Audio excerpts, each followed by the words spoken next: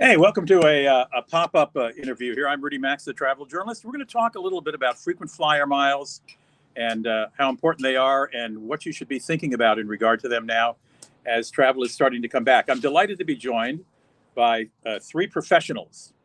I know a little bit about it, but these guys live and breathe it every single day. Stefan Krasowski is the managing director of Frequent Traveler University. Hello, Stefan. Hello, welcome. He's also a blogger at Rapid Travel Chai. David Grossman is blogger-in-chief at Miles Talk. David, nice to have you here as well. Nice to be here. Thank you. And then godfather to us all is Tommy Danielsen, who is the founder of Frequent Traveler Awards. So he's been studying Frequent Traveler Awards for a long, long time. I'm coming to you from St. Paul, Minnesota. The Mississippi River is behind me. I don't know if I raise this up. You can sort of see it there. There you go. I know that outside of Sacramento is where Tommy is. Dave, where are you? I'm in New York City, in Manhattan. I've heard of it. Stefan? Stefan, where are Seattle. you? In Seattle. Okay, so we've pretty much we've got the Middle East, we've got the Middle America, the East Coast, and the West Coast. Why don't we start with you, Tommy? You arrange seminars that teach people how to accumulate more hotel points and airline miles. Is this a bad time to start collecting them or a great time? Well, it's a great time because of the adjustments that various programs and miles and points programs have made to change it to. You got a drone outside your window there, or okay, you got your lawn guys. Mowing my lawn. It's a great time to actually do it because now that everything is drastically changed on how and who you will more easily accumulate miles. You can earn a lot more now from shopping and non-mobile types of things that people tend to do during a pandemic. So there are opportunities, and there are also a lot of good sign-up bonuses for various credit cards and things like that, which it makes the airlines are in a little bit of a pickle right now, and they will pretty much sweeten the deal for everybody to earn much more miles and points than usual. And right, these days you earn a lot more. People think that these are frequent flyer miles, which makes you loyal to airlines. In reality, it's the majority of the points are not made from that. They're made from through other means. Of course. I apologize. The leaf blower has decided to. The grass blower has come out and decided to blow the grass off the sidewalk where he had been mowing. I was so happy he was done mowing, but there's stage 2 going on. Stefan, can you be a little more precise about what kind of bonuses are out there? Are hotels offering, double and triple points if you come stay now as they ramp up again for business?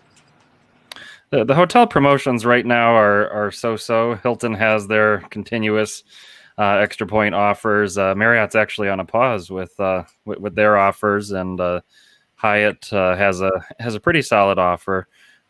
It's roughly quarterly, and we're right in between. So it's good to be on the lists and get notified of when new promotions come out.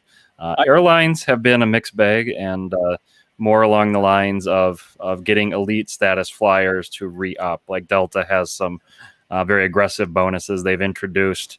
A first really in the industry of awarding elite qualifying miles on award tickets, which in the past award tickets you wouldn't earn anything for elite status. So that if you've been sitting on a lot of Delta miles and you're thinking about status for next year, suddenly these mileage tickets could be the ticket to it without taking cash out of the wallet. And we've lost Rudy, so we'll ask Dave. You've written a book teaching people how to get started. So Tommy said many things have changed the past year. Programs have reset. I haven't. I just saw a United promotion today for earning double pops and things that I don't even know what they are anymore. So how do you get somebody started in 2021? Right, I got to say, United has made their program so complicated. Coming in, interrupting me, which is very annoying. Well, I took over the show, so you're fine, Rudy. You can go back to the yard work. You get on the list so you can find out who's giving you bonus points for hotels or miles. How do you get on those lists? So as long as you're registered in the frequent flyer and frequent guest programs, they'll email you and tell you.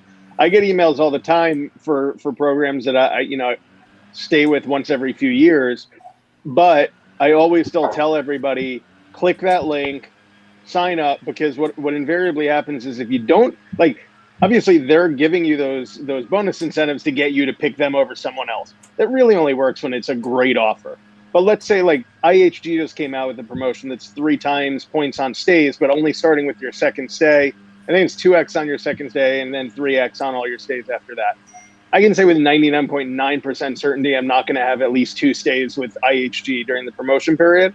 However, I still click the link and registered, because what tends to happen is 2 months down the road, you go and you book a stay because it just happens to be what's the best deal somewhere you weren't even planning to go. And if you didn't register at the time, you probably forgot there's a promotion at all. So there's no cost to register. And so I always just say register for everything.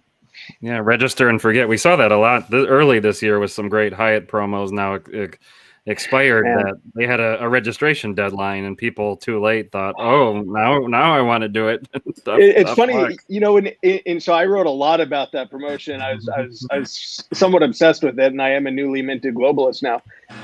But I must have written about it 6 times, and every time I said in parentheses next to everything, and don't forget to register. You have to register. Please don't forget to register. And yes, invariably, promotion ended. People stayed the nights, and they go, wait, I didn't get double elite credits.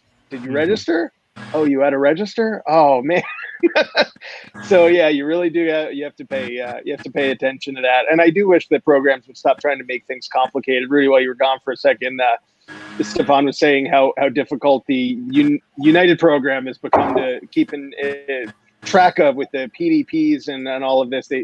They've become so obsessed with tying it to spend that if you're not an advanced United flyer, I mean, I don't think Stefan or I really understand what you need to do to be elite on United anymore. I know you have to spend a lot with 1K, and I don't even understand the program enough that I just gave up. They've made it so complicated. I'm very happy. My Marriott Bonvoy Titanium gives me United Silver status. I'm never going to reach gold with United, so that's good enough for me. I mean, I tend to put my miles on Delta for the most part. So, but yeah, I don't know why they had to make it so complicated. And I think one thing for summer of 2021 is Delta's program, which has a bad rap, deservedly so, for so many devaluations, increases in award prices. Rudy, I think we're going to have to mute you or get you inside somehow, because the landscaping of your spa life is taking over. The landscaper doesn't understand your live broadcast situation here. But I mean, for people that have Delta miles and are focused on domestic travel, Delta in particular has had some really aggressive domestic mileage sales. They tend not to announce them, so you just have to search. But if you're thinking a few years ago where airlines would charge $12,500 for a domestic one-way, you can find just for several thousand miles. In particular, Delta, United, we've seen a bit of that discounting. If domestic travel's on your radar, this is a good year to use up those Delta miles, or actually pay attention to maybe earning some of them. Here's a real softball question for you, Tommy. I'm sorry, I just wanted to get away from the leaf blower. Oh my gosh, the second one's arriving. I just came inside to get away from the leaf blower. What do you say to people who say to you, keeping track of these miles, it doesn't really count. It doesn't really matter. I don't know why you guys bother. La-di-da-di-da. What do you say to them in brief? Well, I couldn't disagree more. I mean, there are so many, everybody has a hobby. There are people who collect coupons, and there are people who or chase after coupons or deals or sales. This is kind of the same way, but it requires probably a little bit less effort to get things going. I mean, when we're seeing aggressive moves from airlines, hotels, and rent-a-car companies that are, they're now in a situation where they're struggling to survive because of a very unique situation.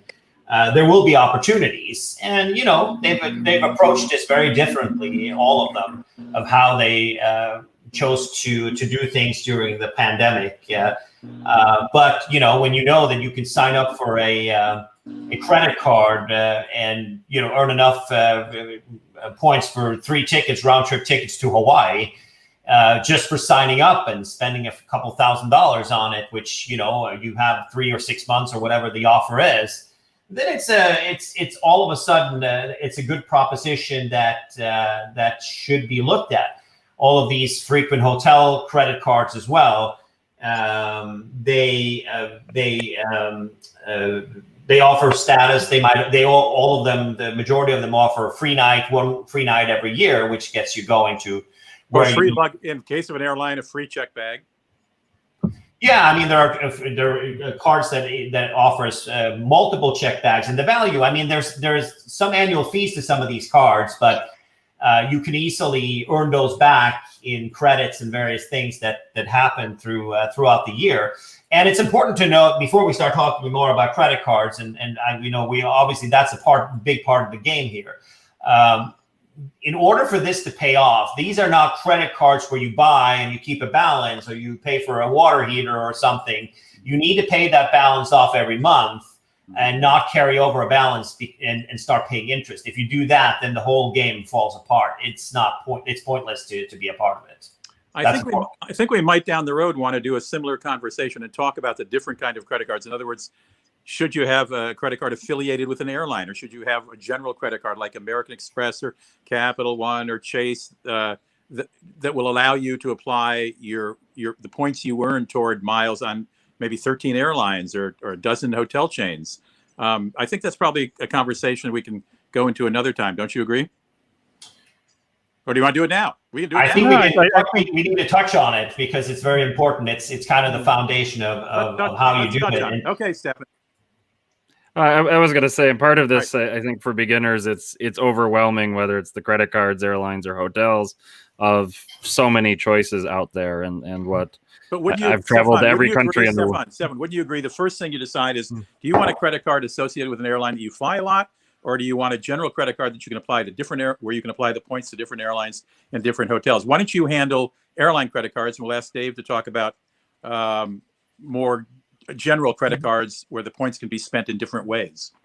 Yeah, the airline credit cards are often known as sometimes sock drawer cards, where we have the card for the bonus and don't necessarily spend all the time on it, but where it can really come in handy are the travel benefits that you've mentioned, like the free check bag, which depending on the card, you don't even need to have bought your airline ticket with that. So if you are regularly flying an airline or staying at a hotel, that credit card can often, whether it's the free night cert, the free check bag, often pay tremendous value for you every year if you're actually staying at those hotels or flying on those airlines. And it's one that some of these cards, mentioned the IHG hotels, their credit cards are notoriously poor for actually spending on them. It's not a rewarding card to spend, but they have very generous annual free night certificates and status. And these are the kind of things that when people brag about how they don't pay attention to miles, it's too complicated. Most people can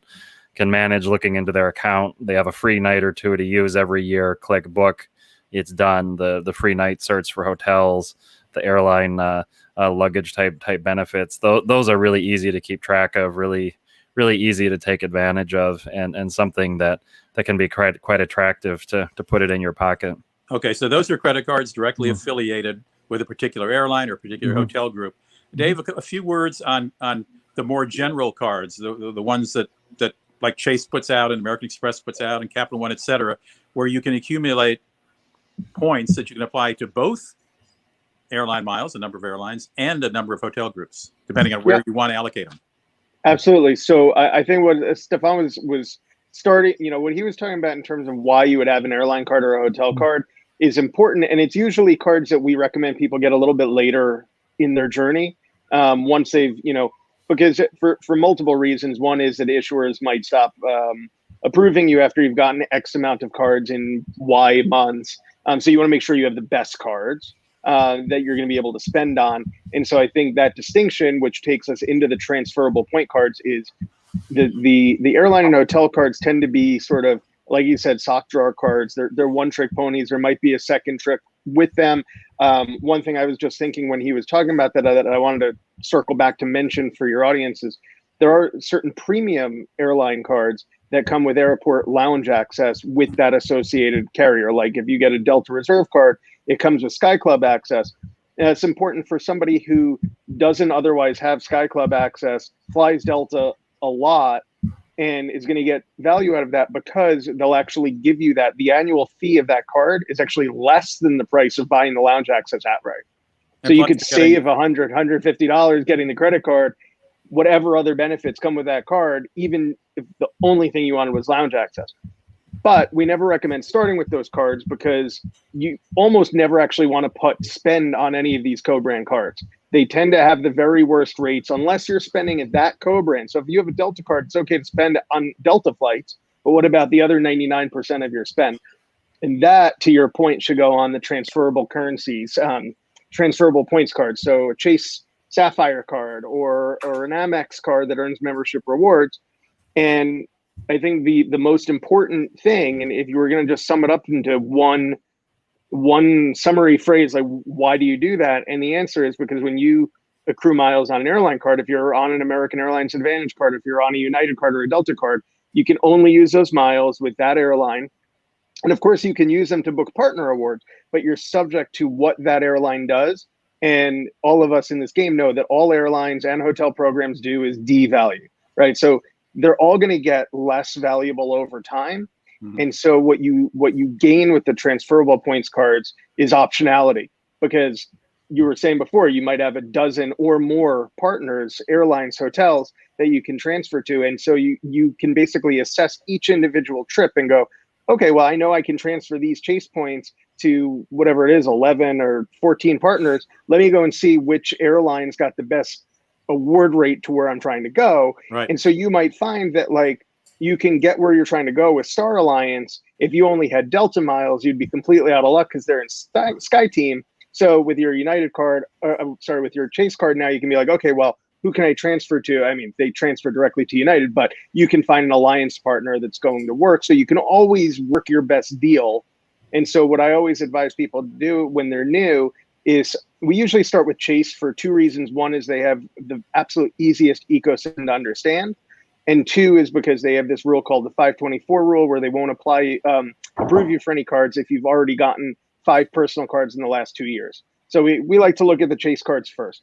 But the simplicity is the best. So let's say you get a Chase Sapphire Preferred card. Right now, that comes with an 80,000 point sign-up bonus. You can do a lot of things with 80,000 points. Mm-hmm. And so the other benefit of starting with a card like that, especially with a big bonus, is now we can teach you how to use those points as you start to spend. And now you start accruing, and this is for a later conversation probably, but you start getting different cards that work together, right? So you might get 2 Chase cards with different bonus categories and they all accrue into the same pot. Mm-hmm. So now you can earn 3 times on this and 2 times on this and 5 times on that, combine it all, and then spend it with that flexibility to go wherever is best.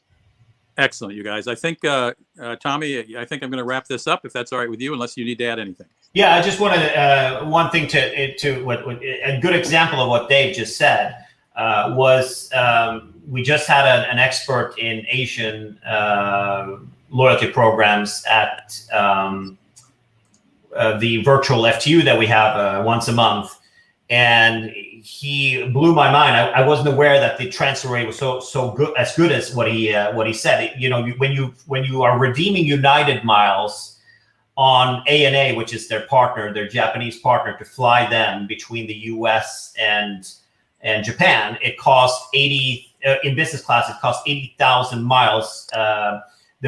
From 62,500 to 88,000 miles one way on United. Normally, it's about 80,000 miles one way in business class. But by transferring the flexible currency, Chase is not a partner with ANA, but American Express is. So you can take your American Express points and you can transfer them over instantly to ANA. I don't know, Stefan, are they instant with ANA like the other programs? I think it's about 2 days. It's not 2 days. Okay, so you transfer those points over a round trip, and these are the miles that you know. It's the same value or currency. 75,000 ANA miles to fly business class round trip from California to Japan. About the equivalent of one way if you just use your United miles to do it. Little bit less than one way, yes, for business class. And, you know, from domestic, we know that 25,000 round trip, which is now changed a lot. And with the dynamic prices, it can be less sometimes, but normally it's more. But at the end of the day, you can think about that as the equivalence. And here we're talking about business class for 11, 12 hours, right? So there are many things like that you can use, and you have more flexibility with those currencies for sure. I'm not necessarily believe that these are sock drawer cards in every instance, but there are areas where these cards can the airline and hotel cards can give you value when you spend money on them. But this is a different conversation. I know you're going to have some guests on talking about credit cards at the end of the month, so maybe he can. Who you were bringing on again? I don't. Oh, the guy from Boston. I'm sorry, you threw me for a loop. Yeah, we don't want any guys from Boston. I just canceled that immediately. Ted Rossman from Bankrate, I think he's with. Ted Rossman. Yeah, we'll talk about that. But that's such a dramatic example that you can use your United miles by booking on, or take your American Express miles, use them to book on ANA instead of using your United miles, and fly round trip for about half the number of miles. That's a great example of being smart and doing a little shopping around. Hey, thank you, Dave. Thank you, Stefan. Thank you, Tommy. Pleasure. Thank you to the leaf blower. Of course, now that I've come inside, he stopped. Anyway, thanks for joining us on YouTube and on Facebook. And watch for us popping up every now and then with some good advice. Take care.